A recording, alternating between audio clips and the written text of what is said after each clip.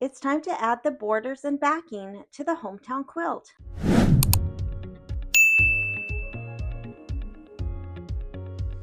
I'm ready to start attaching my borders, and I measured my quilt 2 places from top to bottom. I'm putting on the side borders first, and I measured them probably about right here in 2 spots just to make sure I'm kind of on the right track. And the directions say that this should measure for the small 35.5 inches, and mine is 35.5 inches. And so I am going to take my border, and I've marked the center where the second of my 4 hoopings, remember I did 4 hoopings to quilt this entire border. I marked the center where the second border ends and the third border starts. And so I am going to measure my border strip out from the center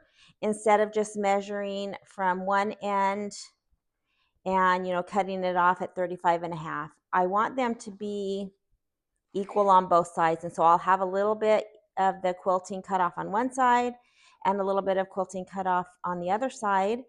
And because I'm measuring from the center, then those will be pretty equal. So that's how I'm going to do the 2 sides. So once I get these cut to size, I'm going to have 2 borders, and I am going to face these both the same way. The quilting, these little leaves, and again, this probably isn't going to be noticeable to anybody who looks at the quilt, but the design, the little leaves and flowers, head to the top. No matter what side they're on, they always go towards the top of the border. And so if I have 2 borders that are exactly the same, they both, head to the top, I am going to trim off and attach one border to the left side. And so I'm going to trim off the right side of the stabilizer so that this can then be sewn to this side. I'm not worrying about the outside yet. And then with this border, that will be my right side border, I'm going to trim off the left side. And that's so that the left of that border will attach to the right of the quilt. I hope that makes sense. I'm only going to trim right next to the fabric what is actually going to be attached to the quilt. All right, so I'll get this cut down and measured and then pinned on, and I'll show you before I get ready to stitch that on. I also wanted to mention that if you have measured in 2 places, and let's say there's a 1/4 inch difference between, the left side and the right side of the quilt, the borders still should be cut to the same size. And if the border is a little bit long, then, you kind of ease the border in, or vice versa. If the border's a little short, you might have to tug on it a little bit, but keeping the borders the same size on both edges of the quilt will help keep it square. Instead of just laying, your border down and just sewing it on and then cutting it off at the top and the bottom, while that may, work, it's better to keep it square, to cut the borders the same size, even if there's a little bit of a discrepancy in the actual measurement of the quilt.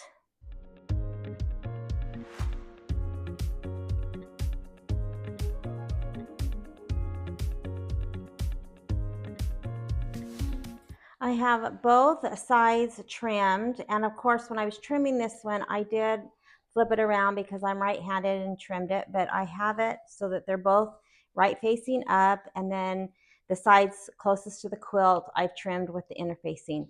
So I'm going to mark and cut for my border, and since the trimmed side will touch the quilt, I'm going to put that to the top because I'm going to actually pin. So what I think I'm going to do, because I am a pretty new quilter. And so I just said that I was going to cut this to 35.5, which I probably should just to get over my newness. But what I think I'm going to do is find the center of my quilt right here. And I need to measure 17 3/4 to the right. And then I'm going to mark it with a pin instead of cutting it. And then from the center to the left, I'm going to measure 17 3/4 and mark that with a pin instead of cutting it. Then I'm going to take those pins and I'm going to pin it to the top and the bottom of the quilt and make this border fit my quilt. So it would be like I'm trimming it off. I'm not just going to lay this down and sew it however it comes. I'm still going to use my measurement.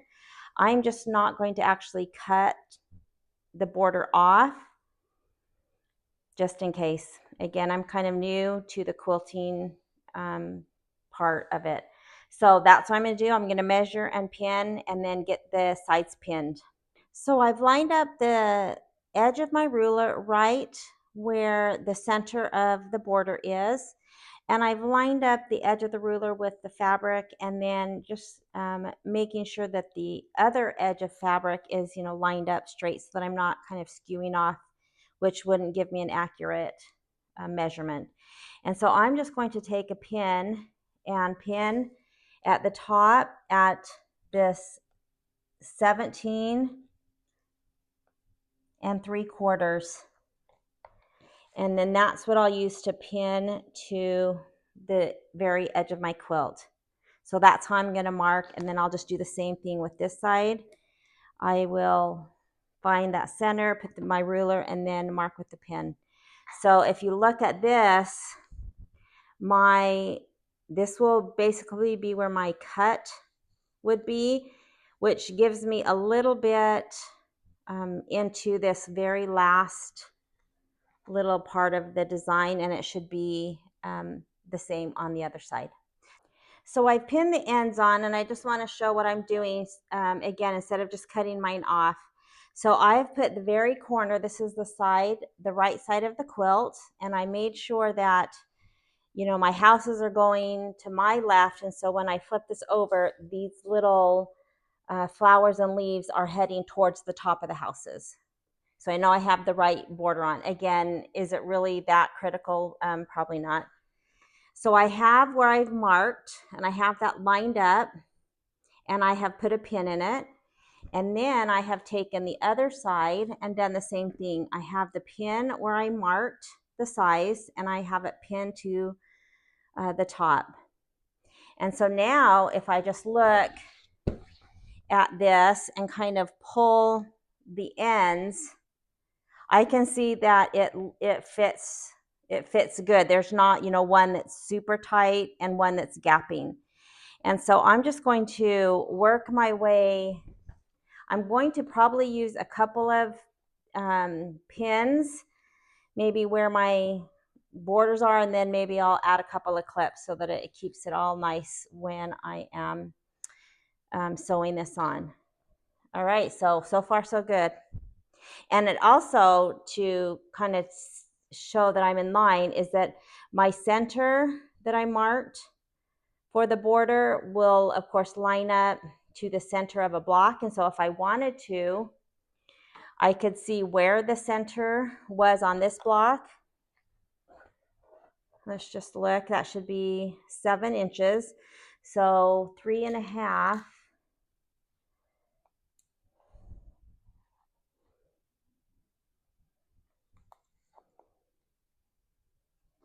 So that's about where the center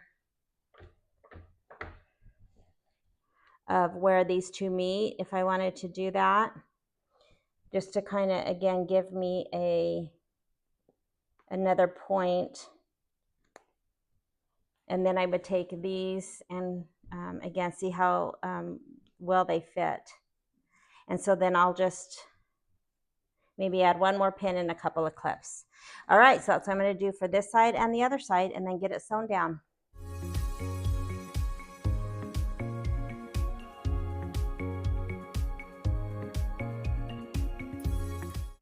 I have the sides sewn on and it looks so good. I'm so happy with it.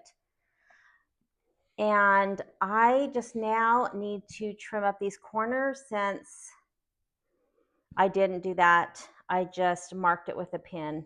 So what I'm going to do to make sure that these are square, and hopefully if I'm, right on track, I'll have some um, even edges on the sides of the ruler and maybe lining up along a seam, and that will show me that I'm, on the right track. So if I line up the side of my ruler to the side of the fabric border, and then I have it along the bottom sashing even, and I don't think you can tell because it's one of my thin yellow marks on my ruler, but it lines up exactly down the seam that I just sewed this border on. And so I'm about as square as I'm ever going to be. I'm going to go ahead and trim this, and then I'm going to trim just a little bit of this stabilizer, just to get it out of the way so that when I get ready to put my top and bottom border, and then once all those borders are done, then I'll trim the stabilizer off when I'm ready to do my binding.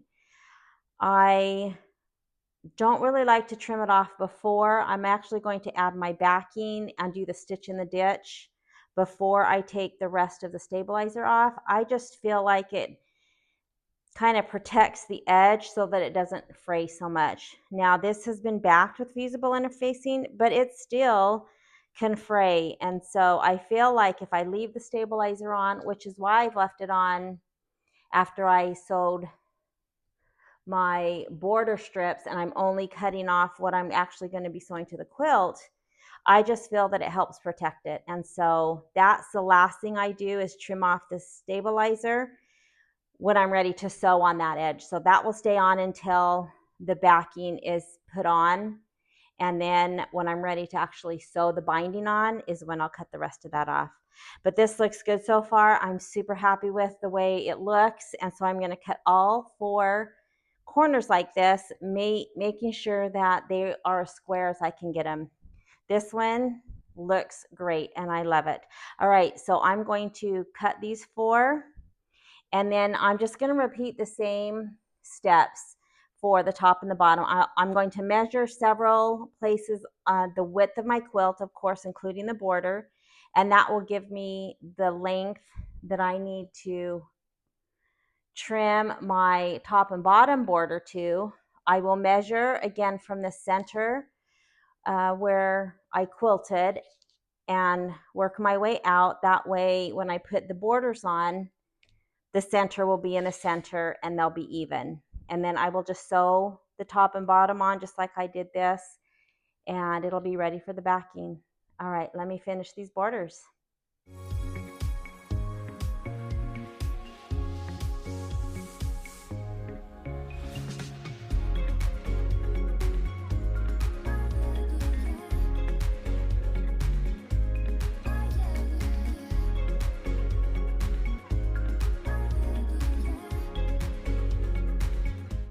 I'm ready to go ahead and put the backing on and stitch in the ditch of all my seams. Now I have the backing, of course, face down and the quilt on top. I am not adding an additional layer of batting. However, that's something that you could easily do, is lay the backing, put batting, and then put the quilt. But I have batting in all of my blocks, and so this is just a wall hanging that will hang on the wall, and so I usually don't put another layer of batting. Again, that's totally optional. It's whatever you think works best for your quilt. So I have most of this pinned. I have a few spots left to pin along the border. And so what I think I'm going to do when I stitch in the ditch is I'm going to start with all of these long vertical sashing strips. And so I will start in the center, probably this one, and stitch from, the top border all the way down, and then work my way on each side of these long sashing strips, and then come back and do this side. I'll work from the center out so I can keep my backing as smooth as possible. Then I'll turn it and do the vertical seams. Now I have a lot more vertical because I have these little sashing strips in the embroidered larger sashing strips. And at first I was thinking I'm just going to do anything horizontal. So I would do all these, of course, between the blocks. And I was thinking maybe I wasn't going to do all of these. But as I've been pinning this, I mean, it's flat, but I think it's going to be better to go ahead and sew these down so that they're not kind of puffy this whole length if I'm only doing these long vertical ones. So I am going to take the time to do each of these short sashings on each side. And that's going to take a while because these are all like literally like 2 inches. So, but that's okay. And then once I get all of the seams stitched in the ditch, then I'm just going to go around the outside about 1/8 of an inch or so to secure the outside so that it's not loose when I put my binding on it. Now I still have my stabilizer attached. I'm going to leave that until I have this all completely stitched in the ditch and the outside tacked down. Then I will trim this and, of course, trim the backing, and it'll be ready for binding. Now I am going to use the monopoly thread in the needle as well as the bobbin. Let's get this started.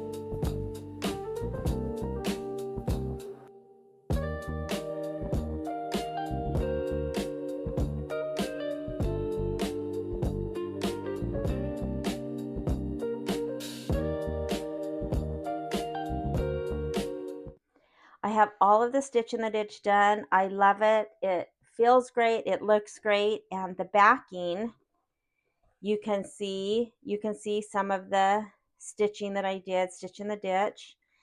And again, I don't have another layer of batting, and it looks great. It feels great. It's going to hang on the wall. And so that's why I opted again not to put a second layer of batting, but that could easily be done. So the next thing that I need to do before finishing this quilt is to just trim along the outside, making sure that everything is still square. I'll trim off the excess stabilizer that I still have around the outside of the border and then the fabric, and I'll be ready to get my binding and figure out a way to hang this, and then this quilt will be done. I love it.